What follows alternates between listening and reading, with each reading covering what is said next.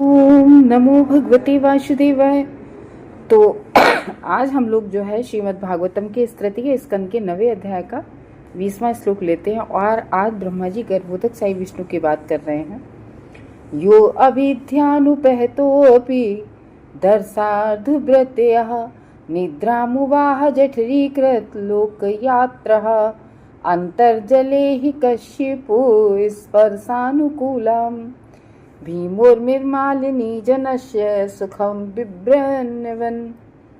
तो कह रहे हैं यू अविद्यानुपहतो, यानी कि जो मनुष्य की जो 5 अविद्या होती है ना, जे मनुष्यों के अंदर ये होता है ना दुर्गुण, राग द्वेष शोक मोह भय, इस तरीके के जो मनुष्यों के अंदर अविद्या रूपी जो वो होते हैं। क्योंकि हम लोग क्या होते हैं कि इस अविद्या की वजह से हम लोग कोई भी चीज़ है ना, कोई भी बात समझ नहीं पाते हैं अविद्या की वजह से। तो वही कह रहे उसका प्रभाव, लेकिन ऐसा भगवान पर बिल्कुल कोई भी प्रभाव नहीं पड़ता है। ये कह रहे थे वो भगवान उस प्रभाव से बिल्कुल अप्रभावित रहते। तो वो भगवान कहाँ लेटे हुए हैं? प्रलयकाली जल में। प्रलयकालीन जल में जब प्रलय होती है ना, तो वो पूरा जल चारों तरफ से भरा है और बड़ी बड़ी लहरें उसमें उठ रही हैं और भगवान अनंत शेष, यानी कि उस नाग की जिसके जो फन है वो अनंत हैं। तो सोचो, कभी हम लोग अगर सोचें, हम लोग तो लेटे होते हैं और एक छोटा सा सर्प अगर कहीं सोते में अगर ऊपर आके जरा सा चेहरे के ऊपर भी आ जाए तो हम लोग कितना डर जाते हैं।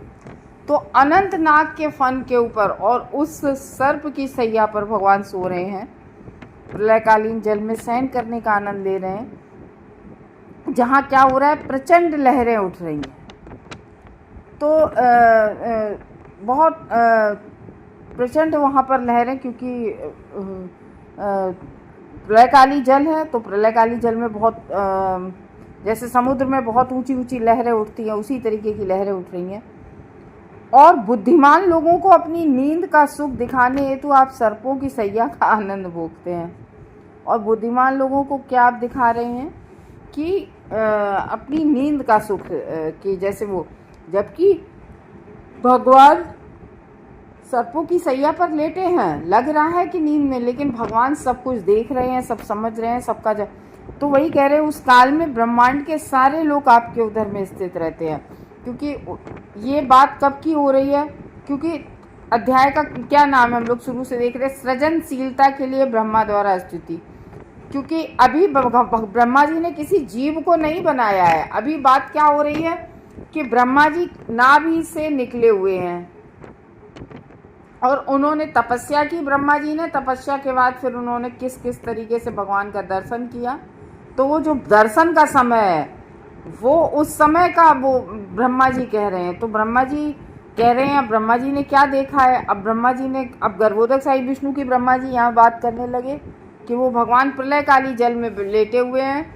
और ये बात कब की हो रही है? जब ब्रह्मा जी का एक दिन समाप्त होता है, जब छोटी वाली प्रलय आती है, तो उस प्रलय की बात कर रहे हैं। क्योंकि यहाँ पर बात कैसे हमने जाना, हमने इसलिए जाना क्योंकि इसमें लिखा है कि आपकी जठर में, इसमें लिखा है जठरीकृत लोक यात्रा।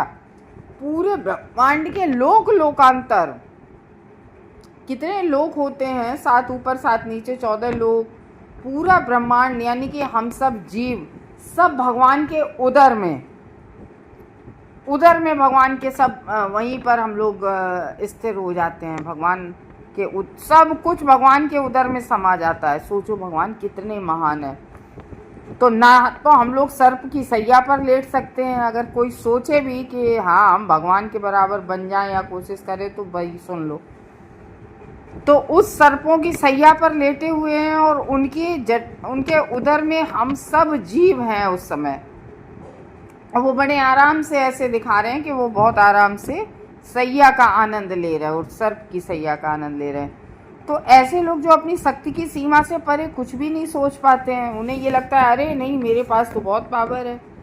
तो इसका मतलब है कि ये भौतिक जगत में अभी ये आज के समय में ऐसा बहुत हो रहा है कि बहुत ऐसे लोगों को भागवतम जरूर सुननी और पढ़नी चाहिए क्योंकि वो अपने आप को कैसा समझते हैं, जैसे मेढक होता है ना, तो मेढक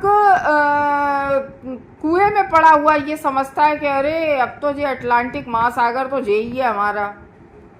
तो वैसे ही यहाँ पर रह रहे कि कुछ लोग भौतिक जगत में भौतिक तरक्की प्रोग्रेस कर लेते हैं, तो वो अपने आप को पता नहीं क्या समझने लगते हैं कि हम पता नहीं क्या हो गए, या कैसी भी शक्ति आ जाए, वो शरीर की शक्ति आ जाए, पैसे की शक्ति आ जाए, या कैसी भी शक्ति आ जाए, कुछ लोग सिद्धियों से शक्ति प्राप्त कर लेते हैं। तो कहने का ये मतलब है कि और वो भगवान का देखो, ये विवरण भगवान का कि भगवान के रूप गुण या की लीला ये जो है भागवतम, तो उसमें है कि वो भगवान सर्पों की सैया पर लेटे हैं, और जो सर्प अभी आगे तात्पर्य में बताया जाएगा, और वो सर्प कैसा हो है, बहुत ठंडा, मतलब एक तो जल में है, प्रलयकाली जल में है, और ऊपर से इतनी तेज तेज लहरें, ऐसा नहीं है कि शांत जल में आराम से सो रहे हों, बहुत ऊंची ऊंची लहरें उठती हैं, और उधर में सारे हम सब जीव हैं, कुलबिला रहे होंगे। तो वही कह रहे हैं कि हम मेढकों के समान हैं ऐसे लोग जो विशाल प्रशांत महासागर की लंबाई चौड़ाई की कल्पना भी नहीं कर सकते। ऐसे लोग जब यह सुनते हैं कि भगवान तो ब्रह्मांड के विशाल सागर में अपनी सैया पर शयन करते हैं, तो लोग, पता है, हाँ हमें भी मालूम है, अगर मेरे माध्यम से नहीं कहीं और भागवतम से अगर कोई सुन रहा हो या कहीं पढ़ रहा हो, तो वो यही सोचेगा, बहुत सारे लोग ऐसे सोचेंगे, अरे नहीं नहीं ऐसा कुछ नहीं होता होगा, ये तो गप है। लेकिन भाई साहब, हमारे शास्त्रों में लिखा है, शास्त्र कभी गलत नहीं होते हैं। तो लोग इसे गप मान लेते हैं, उन्हें आश्चर्य होता है कि कोई किस तरह पानी में लेट कर सुरपूर्वक सो सकता है, और वो भी इतनी ऊंची ऊंची लहरें, और लहरों में तो आवाज़ भी होता है, कंपन, मतलब सभी चीज़ होता है, तो कैसे सुखपूर्वक सो सकता है। और भगवान बड़ा सुखपूर्वक, ऐसा भगवान को देखो तो बड़ा सुखपूर्वक सो रहे हैं। किंतु थोड़ी सी बुद्धि लगाने पर मूर्खतापूर्ण आश्चर्य को कम किया जा सकता है। लेकिन थोड़ी सी बुद्धि लगाओ। समुद्र की तली में ऐसे कई विविध जीव हैं जो भोजन करने, सोने, रक्षा करने तथा संभोग करने जैसे भौतिक शरीरों का भी आनंद लेते हैं। क्योंकि जो जल में रहने वाले हैं जलचर, तो वो देखो हर किसी का अलग होता है। हम लोग जो पृथ्वी पर रहने वाले, हम लोग जल में नहीं रह सकते, और जो जल में, जैसे मछली को बाहर निकाल के डाल दो तो मछली बिना जल के नहीं रह सकती। तो जो जल में रहने वाले बहुत से ऐसे हैं जो जल की, समुद्र की तली में बहुत सारे ऐसे जीव मतलब वो होते हैं जो भोजन भी वहीं से लेते हैं, वहीं सो भी जाते हैं। तो ऐसे नगण्य जीव जल के भीतर जीवन का आनंद तो ले सकते हैं, लेकिन यहाँ क्या है कि वो लोग आनंद तो ले सकते हैं, वहाँ पर अपना वही है ना, आहार, निद्रा, भय, मैथुन, वो तो सबके कार्य हैं इस जगत में, और वही हम सब जीव भी करने लगे हैं। तो जबकि हम लोगों को बुद्धि मिली है तो भी कर रहे हैं। तो सर्वशक्तिमान परमेश्वर सर्प के शीतल शरीर पर क्यों नहीं सो सकते? तो यहाँ इसलिए सर्प के शीतल शरीर पर लिखा है। तो इसका मतलब है कि सर्प पानी की वजह से ठंडा नहीं है केवल, सर्प वैसे भी, सर्प का शरीर जो है वो वैसे भी ठंडा होता है। तो सर्प के शीतल शरीर पर क्यों नहीं सो सकते भगवान? जब भैया वो सर्प तो शीतल है, ये कहो शीतल सर्प पर सो रहे हैं, लेकिन वो लहरें इतनी ऊंची ऊंची प्रचंड लहरों में सो रहे हैं। सागर की प्रचंड लहरों की उथल पुथल, कितनी उथल पुथल होती है समुद्र में, तो उसमें क्यों नहीं ले सकते हैं? तो श्री भगवान की विशेषता ये है कि उनके सारे कैसे होते हैं, बहुत दिव्य होते हैं भगवान के सारे कृत्य। तो वो एक है ना भगवत गीता में श्लोक, जन्म कर्म चा में दिव्यम यो में, मतलब मेरे जो जन्म कर्मों को जान जाता है वो कभी इस संसार में नहीं आता है, और वे काल तथा दिक् की सीमाओं से बाधित हुए बिना कुछ भी तथा सब कुछ कर सकते हैं। तो वे भौतिक मान्यताओं के प्रति, तो ये देखो, अगर हम भगवत गीता भागवतम सुनेंगे तो फिर हम जन्म मृत्यु के चक्र से छूट जाएंगे हैं। जब भगवान स्वयं कह रहे हैं जन्म कर्म च में दिव्यम योग, तो जो व्यक्ति हम भगवान के जन्म कर्मों को समझ लेता है, और जन्म कर्म कैसे समझेंगे? जब हम लोग शास्त्रों को सुनेंगे, तो वे भौतिक मान्यताओं के प्रति उदासीन रहकर अपना दिव्य आनंद भोग सकते हैं।